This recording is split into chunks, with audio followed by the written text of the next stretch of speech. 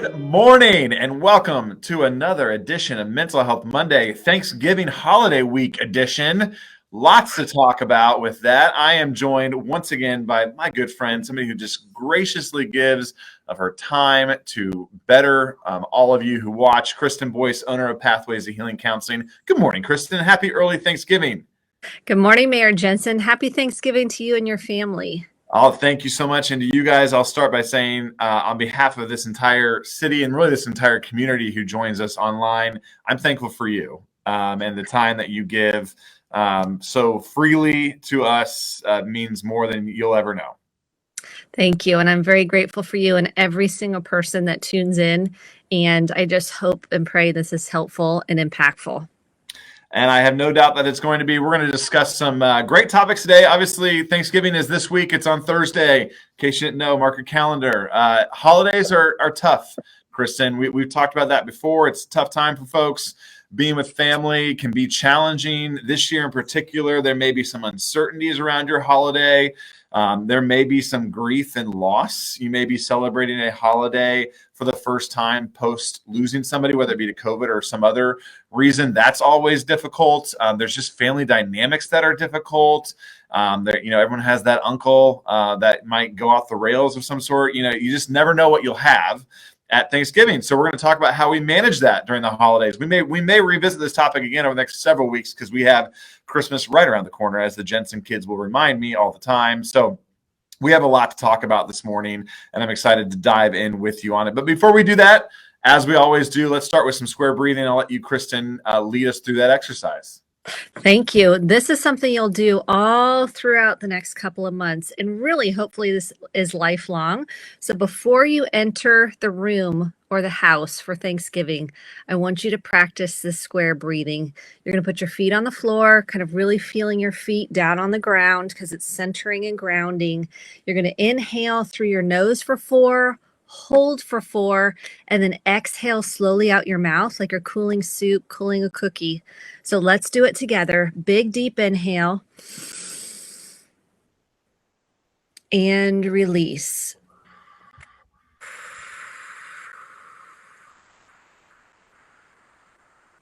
I invite everybody listening or watching today to practice with us, because when you practice with us in those heated moments, or when you're highly triggered, or you think you're about ready to lose it, or you just feel really anxious about maybe some family dynamics or just emotions that are coming up, can be your go-to.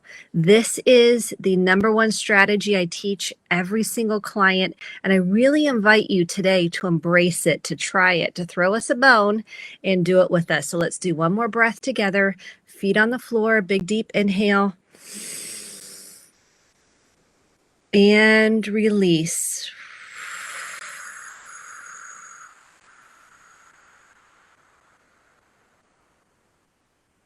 So let's practice this breathing as we're entering this conversation that may even be triggering about the holidays and really all of the family dynamics and emotions that come up around the holidays. Yep. And square breathing can be done in the bathroom, at your in-laws' house, wherever you need to sneak away and do it. It's a great way to center yourself, get yourself back to a normal spot. I was telling Kristen, you and I were chatting before we came on. I was in Ohio this past weekend with my in-laws, who I absolutely adore and love.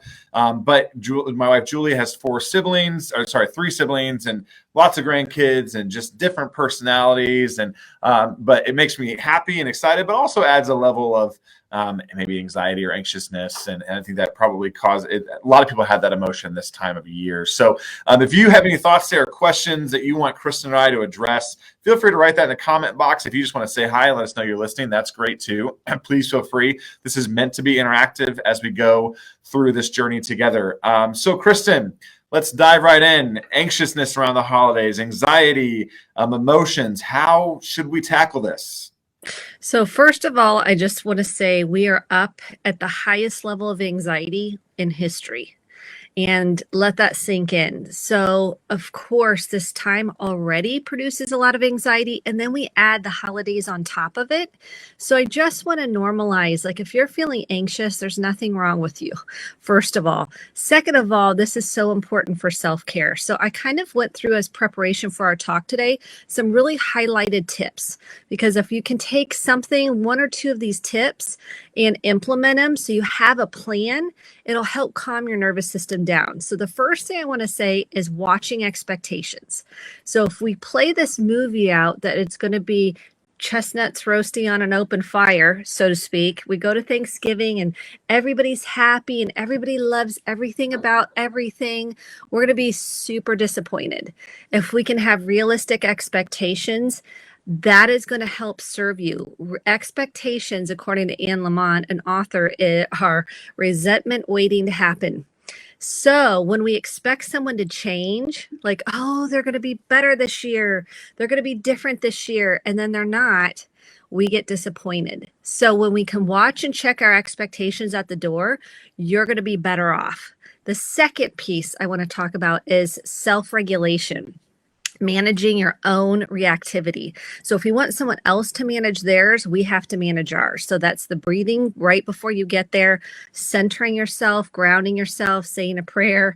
So you can check those expectations at the door and you're centered, you're grounded, you're calm, you're breathing through the entire event.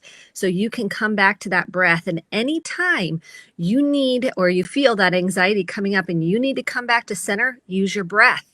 That's the beautiful part of the breath. You have it wherever you go. Use it. Use the body to help you come back to center, because the body's the first thing that's going to start feeling anxious. The third thing is that I love is think about moderation. Sometimes we overeat because we're anxious. We overdrink and we overdo it. And then we have regret. And then we have guilt. And so when you go into it with a plan, like I'm not going to drink, or I'm going to, however that looks for you, then or I'm not going to overeat. This is what I'm going to eat. You then feel safer because you've already come up with a plan, which leads me to the next tip. Yes, I see. Stop you on that tip, because I was gonna ask this question anyway. So I tend to be an overeater, especially on the holidays and on alternating Tuesdays. Kidding. But in all seriousness, so I noticed this past weekend, so Julie Jenson is from Columbus, Ohio. Her parents are moving to a new house. So it was the last Thanksgiving in her childhood home. So we had a spaghetti dinner for Thanksgiving, a little off topic there, but I went crazy and ate a lot of spaghetti, and we had every dessert known to mankind. And I can tell you, I was going to ask, do studies show overeating? I was just uncomfortable, unhappy, ticked at my kids, mad that I was wearing a belt. The list goes on. And I wanted to comment on that because that was a real thing for me on Saturday, was the overeating piece. Yeah. Good for you for noticing. Yeah. That's the first step. You admitting it, look at the vulnerability you're offering to everybody listening. I mean, truly, that you're owning and you're going, oh yeah, I was anxious. And I was I just, in order to kind of manage that discomfort and that overwhelm, I just kind of ate. Yeah. And I kind of dissociated. Like I kind of just went, this is how I'm going to self-soothe, is through food. We've done this since we were little. Yeah. We learned and then the shame and the guilt on the other side, even worse there. Because I was like, I had a plan. I wasn't going to eat that much. I went to Orange Theory that morning and just blew it times 7, on that. So it's a real thing. And I didn't mean to interrupt your list here of things, but I wanted to comment, guilty as charged. I'm so glad you did, because you're not alone. I mean, we all do things to try to self-soothe in the moment. And that's when you have a plan going into it. Like, you're like, I know I'm going to get anxious. I know it's going to be stressful with the kids. I know there's a lot going on. There's a lot of emotions. And it makes sense. Like we're like, okay, I need an outlet here. And so food is one we go to. Drinking is one people go to. I mean, list goes on, right? And so when you can go, okay, I know that's my go-to. What am I going to do to kind of manage that overwhelm before I get there? So taking those deep breaths, maybe you go to give yourself a break and you're like, hey, I'm going to go, or you go to the bathroom, or you go for a walk around the block, or whatever that looks like for you to have a plan. That is essential, because we don't want to beat ourselves up, which is what we do. We go into a shame spiral because we're like, I feel like crap, and now I feel guilty, and now I'm going to Orange Theory, and now I'm going to try to do everything I can. I'm so glad you brought it up because this is what we do. I mean, because we don't know any other way. And the more aware you are, then we can come up a plan to mitigate it. And I'm not saying it's easy in the moment. So let me make no bones about it. I'm not going, well, then we just make a different choice. No, it's a battle in my mind of, that dessert. Oh, what am I, right? That's what it looks like. Breathing through it, identifying it, and coming up with that plan in real time is essential, which leads me to the boundaries conversation. Boundaries are what's okay and what's not okay. So you're kind of looking at yourself. Okay, one boundary for myself is I'm going to have one dessert. Making this up. Or maybe you're having no dessert or whatever that looks like for you. Like you're setting that before you get there, if possible. This is a great example to say, what is my boundary for myself? Now, let's say people in the family encourage you. Well, come on. Don't you want to try this? Or come on, just have a little bit more. It's the holidays, because this is what we all do. Or we get onto a topic that's really uncomfortable. We start talking politics. We start talking about things that are triggering, and we know we disagree on these topics, and we're like, oh no, here we go. Have a plan. We cannot control someone else. I can just say, I really want to stay connected, and we were having a really good conversation, or we were having a really good time, and I want to put a pin in that so we can continue to stay connected, because that creates a lot of disconnection and discord. Or I get up and go, you know what, excuse me, I'm going to run to the restroom, come back and say, hey, I really want to talk about something else. Have you seen such and such movie? Or I'm making that up. Or what is your favorite holiday memory? So you're shifting the conversation into something more meaningful and something that can have more connectability to it. So once we start talking about the holiday, or let's say you're like, thank you so much for making this awesome dessert. I'm really watching my boundaries for myself, and I'm only going to have one piece. Thank you, though. Maybe we could do some take home. I'm making this up, but so you can come prepared with what to say. This is what gets people in trouble. They don't know how to reply if there's an uncomfortable conversation, if there's a boundary they've set from themselves and someone else is encouraging them, like maybe it's drinking, maybe it's eating, and they keep going, come on. They don't know what to do or say to shift that. And so then they feel stuck, and then they're like, oh, well, forget it. I'll just have it, just to kind of keep the peace or not upset anybody or create any conflict. And when we can go, it's okay, I have a plan. This is what I mapped out. It doesn't mean it'll go according to plan. It means that I feel safer because I've thought about it ahead of time and what I might do. You can't plan for everything. You can just know what your boundaries are and aren't.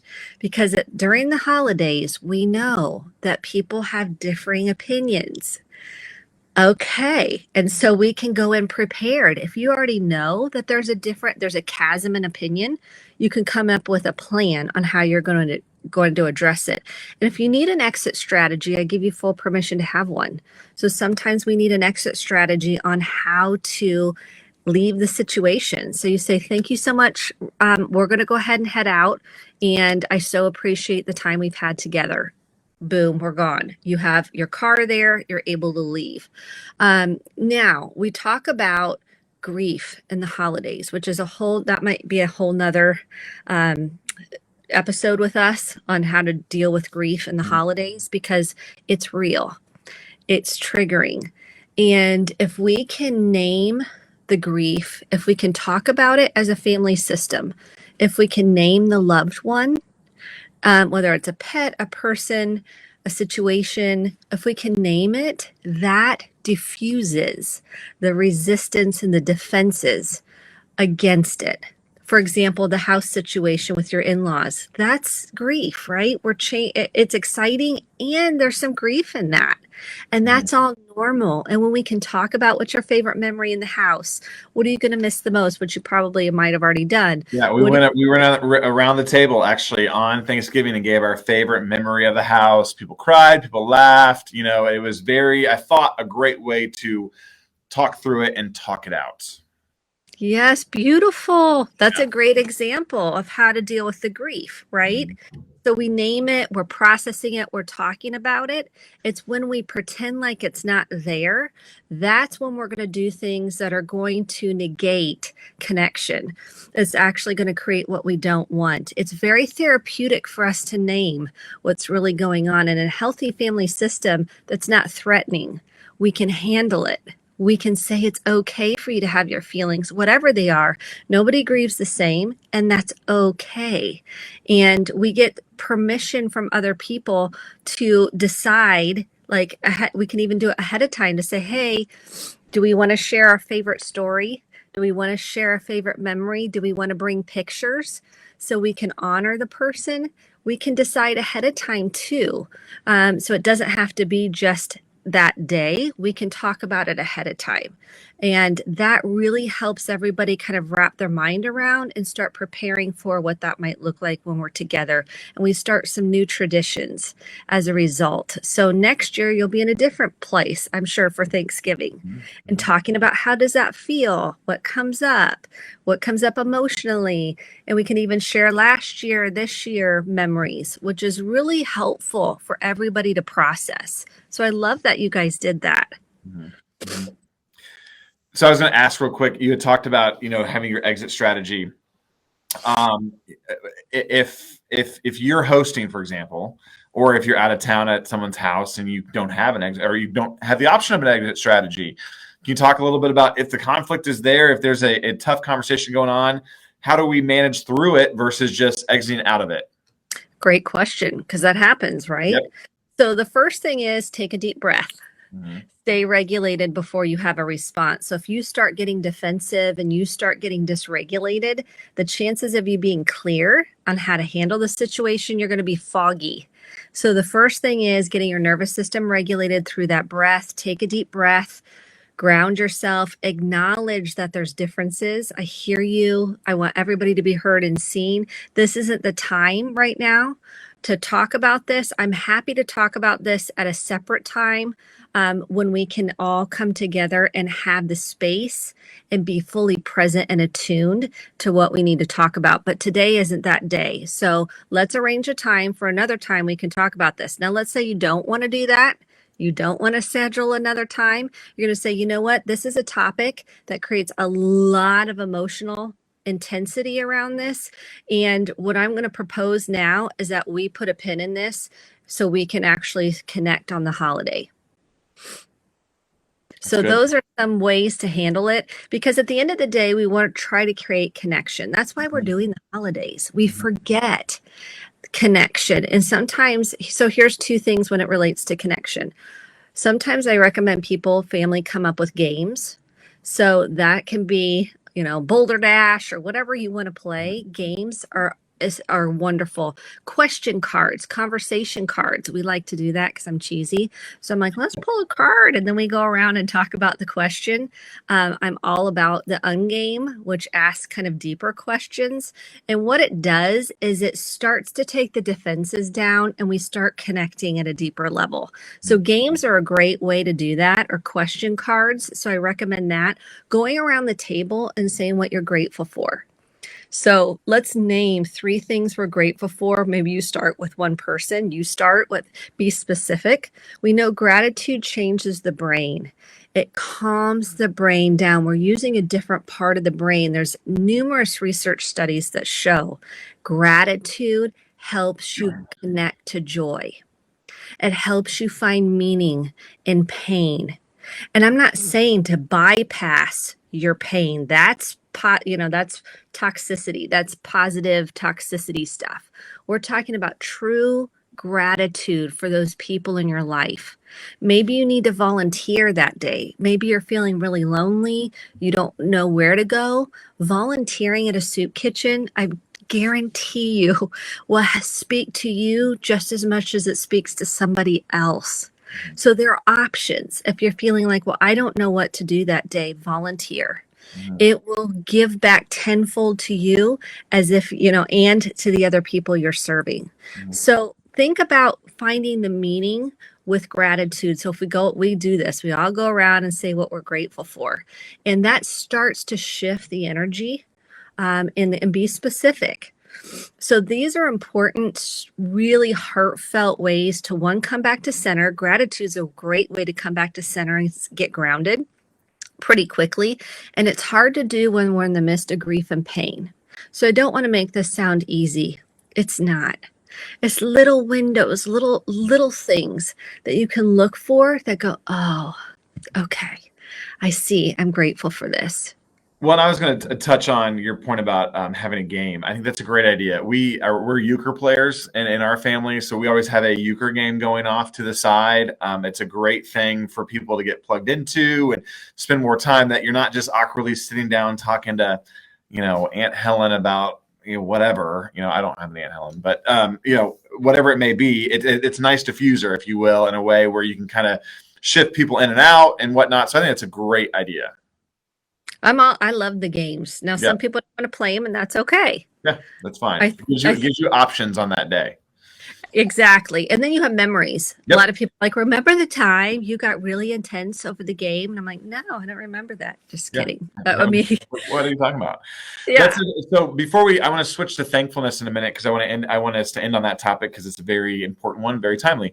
But around the holidays, any major don'ts? I mean, I know you talked about people overeating, over drinking, over shopping, over, whatever it may be. Any high level don'ts that people just kind of need to keep planted in their mind this time of year? Maybe not the best way to handle holiday stress or whatnot.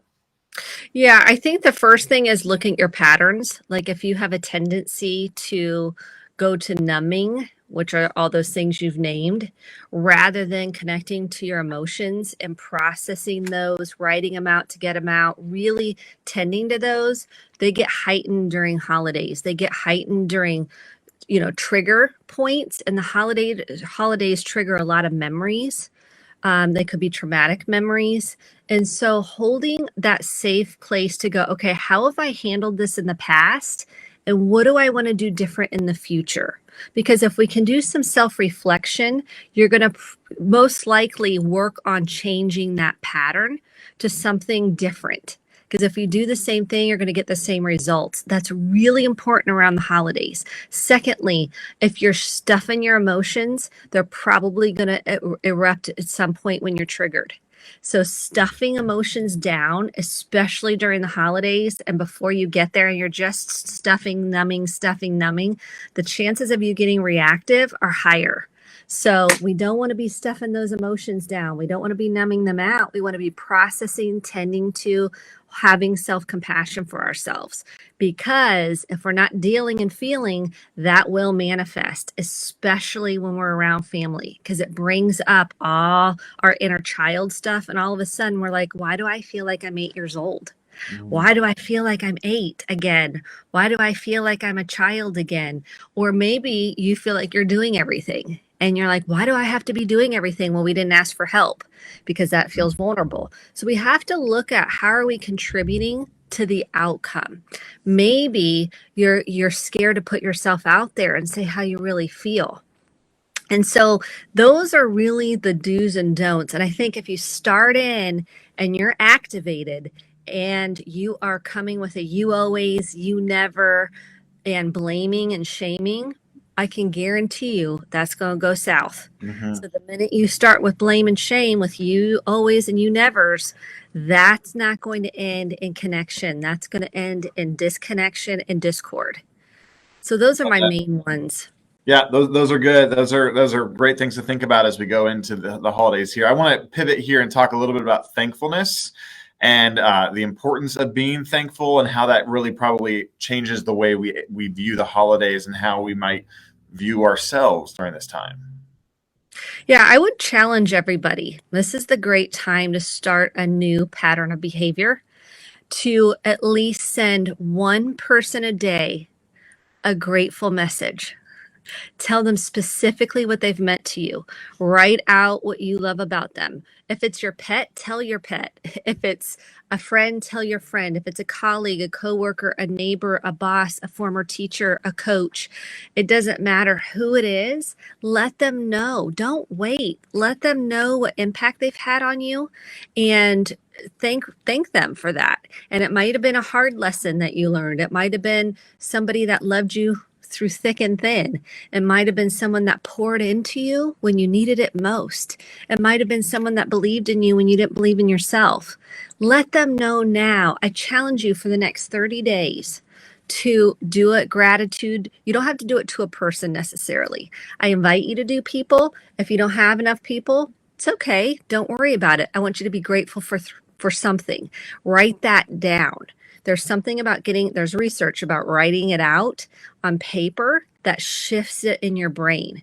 So if you can write it out, and I like to do 5 a day, but even if you did 1 a day, it makes a difference. I like to do it in the morning and the evening as kind of bookends to my day to then reinforce that, oh, I really am grateful for these things. Even if I'm in pain, even if I've had a lot of going on emotionally, there's so much to be said about acknowledgement, and that's what gratitude does. It acknowledges what we typically just kind of bypass, and because we're so busy, or we deny it.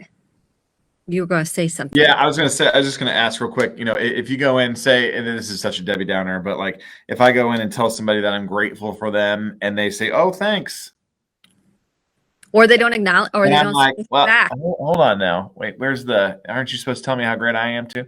Can you address that real quick? Oh my gosh, that's so true, because Yeah, we're right. looking for, or people say, I sent them a text and they never texted me back. Right, I said right. thank you and they never and I'm like, don't send it if you're attached to the Yep. outcome. If Yep. you're attached to needing the thank you back, the acknowledgement back, you're wonderful back, the accolades back, don't send it, because that's an expectation, and you're going to be resentful. Then you're going to be pissed because you're gonna be like, Yep. well, they didn't send it to me. I'm done. I'm done with them. And then we start writing people off, so it backfires. So that I'm so maybe glad they you just brought were in that a up. really dark spot and they just needed to hear that and didn't have it, and then to let you know that, but everyone's guilty of that, right? Like, Oh yeah. all the time. Like, wait a second, I just told you how nice you are. Come on, Yeah.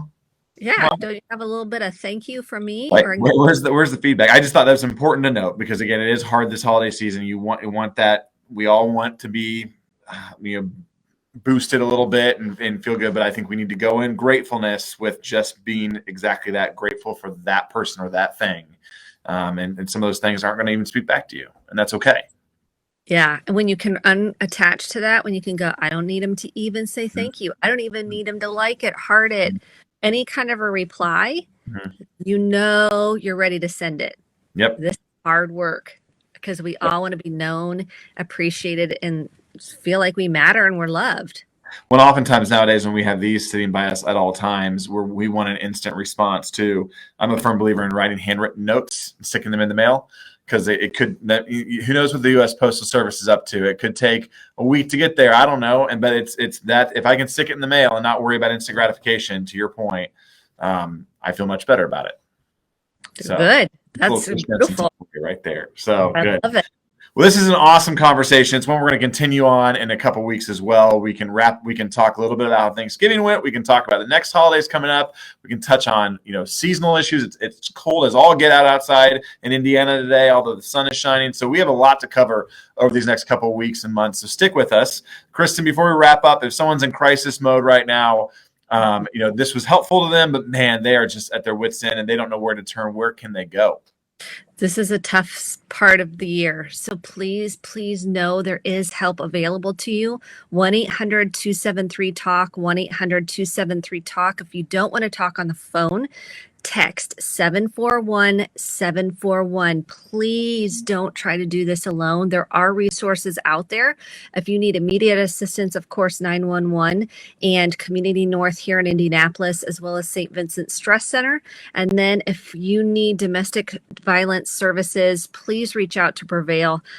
317-776-3472 is their 24-hour hotline. Awesome. Well, again, Kristen Boice, I'm thankful for you this Thanksgiving week. I'm thankful for all of you who hang with us every other week and chime in. Mrs. Hines, for always saying hi as well. I appreciate all of you. Happy Thanksgiving, everyone, and we'll see you back in 2 weeks. Happy Thanksgiving.